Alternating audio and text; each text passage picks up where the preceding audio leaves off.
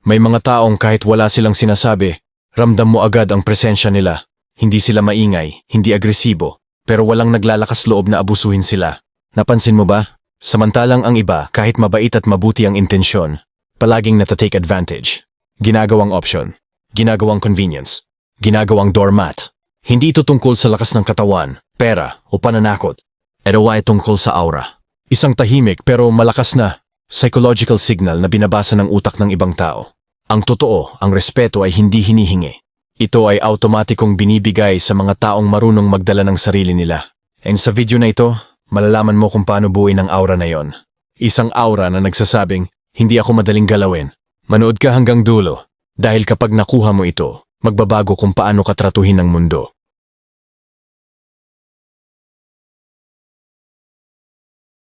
Number 1. Tahimik na boundaries, silent boundaries. Ang unang dahilan kung bakit inaabuso ang isang tao ay walang malinaw na hangganan kahit mabait siya. Hindi mo kailangang magpaliwanag ng mahaba o makipagtalo para igalang ka. Ang utak ng tao ay mabilis magbasa ng signal hanggang saan ka pwedeng itulak. Ang mga taong may hindi naaabuso na aura ay consistent. Kapag sinabi nilang hindi, hindi nagiging oo kinabukasan dahil sa guilt, awa o takot na mawalan ng approval. Ang consistency na ito ang nagtatayo ng respeto. Tahimik lang ang boundaries nila. Walang drama, walang sermon. Isang maikling sagot, diretso, at walang apology kung hindi naman kailangan. Halimbawa, hindi sorry ha, busy kasi ako, baka pwede next time, kundi hindi ako available. Kapag naramdaman ng tao na hindi ka madaling i-pressure, automatic silang nag-a-adjust sa'yo.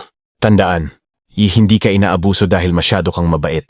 Inaabuso ka dahil pakiramdam nila pwede. At kapag malinaw ang boundaries mo, kahit tahimik, nagbabago ang aura mo agad.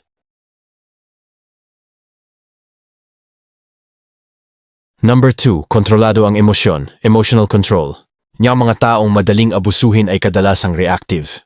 Madaling matrigger, madaling mag-guilty, madaling magpaliwanag ng sarili nila. Samantalang ang taong may malakas na aura ay kalma kahit under pressure. At sa psychology, ang kalmado ang siyang may control.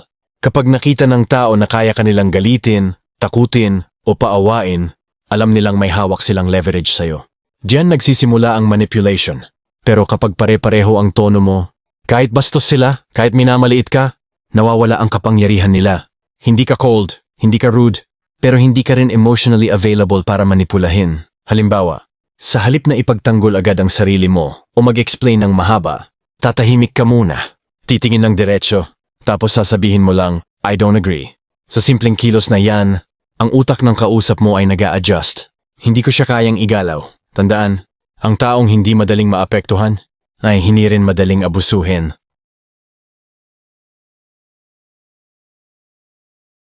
Number 3. Hindi ka desperado sa approval, low need for validation.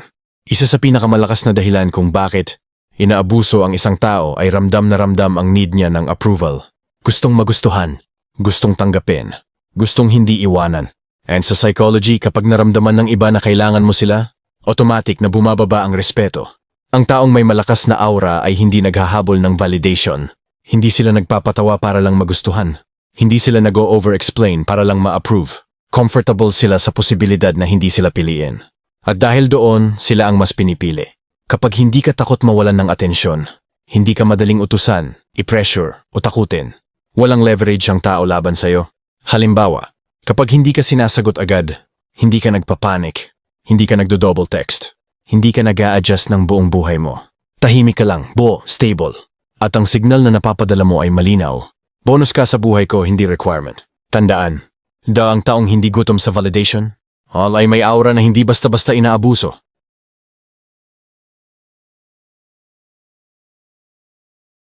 Number 4. May presensya. Kahit hindi nagsasalita, strong presence. May mga taong kahit tahimik lang, napapansin agad. Hindi dahil maingay sila, kundi dahil buo ang presensya nila. Ang taong madaling abusuhin ay madalas nagmi-minimize ng sarili, nagmamadali magsalita, nakapayuko. Parang laging humihingi ng permiso para umiral.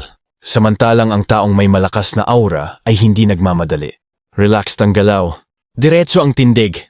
Tahimik pero grounded. Sa psychology, ang taong komportable sa katahimikan ay perceived bilang confident at mataas ang status. Halimbawa, kapag may nagsabi ng bastos o disrespectful, hindi ka agad sasagot. Magpa-pause ka muna.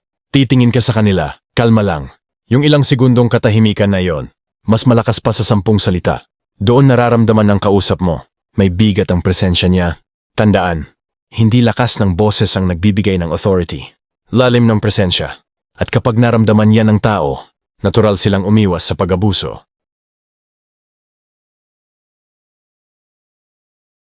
Number 5, hindi ka laging accessible, controlled availability. Ang isa sa pinaka-underrated na dahilan kung bakit nawawala ang respeto ng tao ay sobrang availability.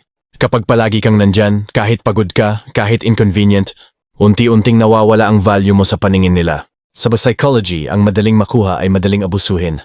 Ang taong may malakas na aura ay marunong mawala. Hindi sila laging online. Hindi sila agad sumasagot. Hindi nila iniikot ang oras nila sa demands ng iba. At hindi ito manipulation. Ito ay self-respect. Kapag naramdaman ng tao na hindi ka palaging available, nag-iiba ang dynamic. Kailangan kong igalang ang oras niya. Halimbawa, hindi mo kailangang magpaliwanag kung bakit ka hindi sumipot. Isang simpleng may priority ako ngayon ay sapat na. Walang guilt. Walang excuse overload. Tandaan, ang taong may sariling buhay ay may aura na hindi ginagawang option. Kapag pinili mong pahalagahan ang oras mo, susunod na igagalang ka rin ng iba.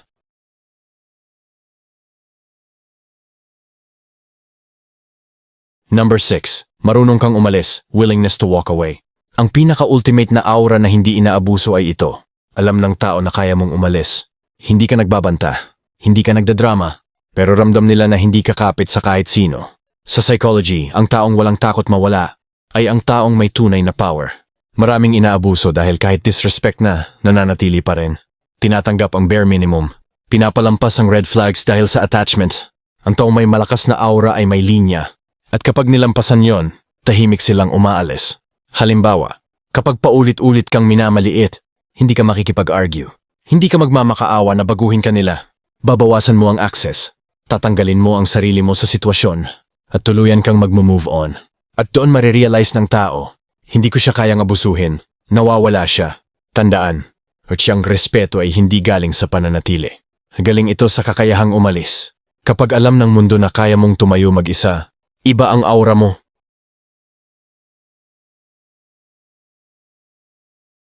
Number 7. Hindi mo kailangang patunayan ang sarili mo. No need to prove. Isa sa pinakahalata na signal ng taong madaling abusuhin ay ito. Palagi niyang pinapatunayan ang halaga niya. Pinapakita na mabait siya. Pinapakita na loyal siya. Pinapakita na deserving siya ng respeto. Pero sa psychology, ang taong pilit nagpapatunay ay perceived bilang walang sariling value. Ang taong may malakas na aura ay hindi nag-e-explain kung bakit siya worthy. Alam niya ang halaga niya at sapat na yon. Hindi siya napipikon kapag minamaliit. Hindi siya nakikipagkompetensya para patunayan ang sarili. Tahimik lang siyang nakastandby sa sarili niyang worth. Halimbawa, kapag kinuwestiyon ang kakayahan mo, hindi mo kailangang ipagtanggol ang ego mo. Sasagot ka lang ng kalmado, that's your opinion, at titigil ka ron. Ang simpleng pagtanggi na pumasok sa power struggle ay nagpapadala ng malinaw na mensahe. Hindi kita kailangang kumbinsihin. Tandaan, siyang taong alam ang value niya ay hindi hinahamon ni inaabuso. At kapag buo ka sa sarili mo, ramdam yon ng lahat sa paligid mo.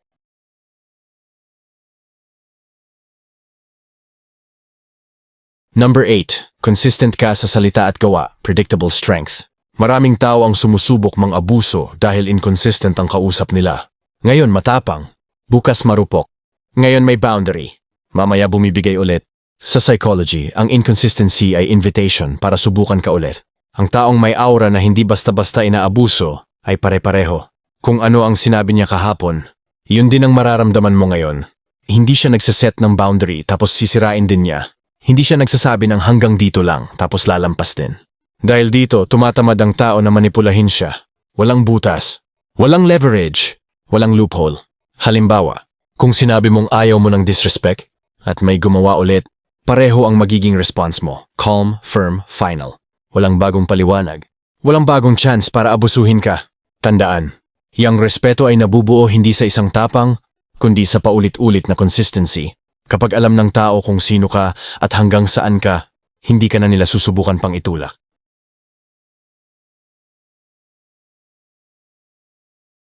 Number 9. Marunong kang mag-filter ng tao, selective interaction. Ang isa sa pinakamalakas na aura ay ang kakayahang pumili kung sino ang pinapapasok sa buhay mo. Hindi lahat ng tao ay deserving ng oras, attention o energy mo.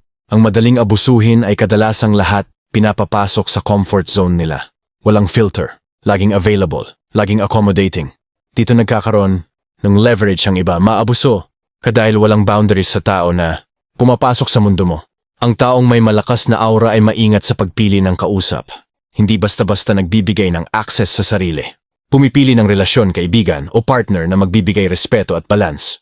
Halimbawa, hindi siya agad magbibigay ng personal details sa bago lang nakilala. Hindi siya madaling makikipag-deal sa taong may toxic energy. Kahit sino na may maling intensyon, natural na naiwasan. Tandaan, ang aura mo ay lumalakas kapag pinapahalagahan mo ang sarili mo sa pamamagitan ng selective interaction. Kapag alam ng tao na may choice ka sa kung sino ang papayagan sa paligid mo, hindi ka basta-basta inaabuso. Number 10. Marunong kang magstay calm at grounded, emotional stability. Ang huling, pero pinakamahalagang senyales ng taong may aura na hindi basta-basta inaabuso ay ang kakayahang manatiling kalmado at grounded sa anumang sitwasyon. Ang madaling abusuhin ay kadalasang reactive, mabilis ma-offend, at madaling madala sa emosyon. Kapag galit, nagmamadali, o napapikon agad, nararamdaman ng ibang tao na may leverage sila sa'yo. Samantalang ang taong may malakas na aura ay hindi nagpapadala sa drama o pressure. Kalmado siya kahit bastos or disrespectful ang kausap. Stable ang energy niya, kahit may nagtatangka na siraan o manipulahin siya. Halimbawa, kapag may nagbanta o nanakot sa'yo emotionally, hindi ka nagbubulag-bulagan, hindi ka nagpapapressure. Tahimik lang, diretso ang response. I won't engage in this. Ang simple at consistent na emotional stability ay nagpapadala ng mensahe. Hindi mo ako kayang pabagsakin. Hindi mo ako kayang abusuhin. Tandaan, ang tunay na aura ay hindi nakasalalay sa lakas, pananalita o galit. Nakasalalay ito sa kakayahang manatiling kalmado at grounded sa sarili.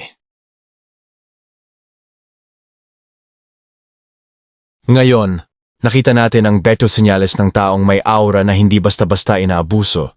Mula sa tahimik na boundaries, kontrolado ang emosyon, hindi desperate sa approval, may presensya kahit tahimik, hanggang sa pagiging selective sa tao, consistent sa salita at gawa, at marunong manatiling kalmado at grounded.